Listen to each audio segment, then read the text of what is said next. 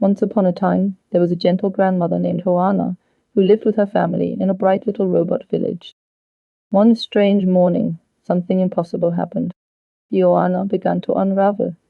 Nelta, not upward like children who grow taller, but from the ground up.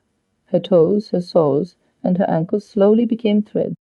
Everyone stared, frightened and helpless, while Joanna asked for help in a voice that was almost calm. Her mother tried first.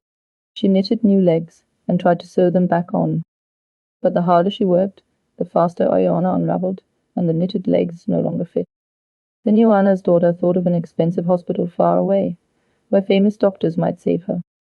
But when they tried to lift Joanna toward the car, the threads only came loose more quickly. Soon the grandson whispered that his grandmother might have no legs at all. Joanna smiled sadly and said that soon nothing would hurt, because soon there might be nothing left. But the little boy stepped forward and shouted, "I will make you better, Grandma." He was not a doctor. He could not knit, sew, or push a wheelchair properly. But he knew one thing. His grandmother loved him, and maybe love remembered what medicine could not. He ran to the old albums and searched for every printed photograph of him and Grandma Joanna. He asked his parents to print the happiest pictures from their phones and computers. His parents hesitated, but he said, "I want to heal, Grandma. Help me. Do not stand in the way." With his arms full of photographs, the boy returned to Joanna and announced the arrival of Dr. Loving grandson. He opened the first album and showed her the day he came home from the hospital as a tiny baby robot.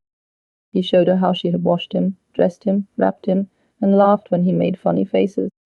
Soon both of them were laughing, the kind of laughter that fills a room before anyone can stop it. And then the miracle began. Joanna's legs slowly knitted themselves back together. Ali? Her toes returned, her soles returned, and even the smallest nail on her left foot wiggled again. The whole family cried out with joy. Mother is well again. Joanna winked at her grandson and asked, "Was I ever sick?" Then she whispered, "Keep those photos close. If Grandpa ever starts unraveling, we already know the cure." And from that day on, the family understood that the greatest doctor was not always in a hospital. Sometimes the best medicine is love, memory, and a child who refuses to give up.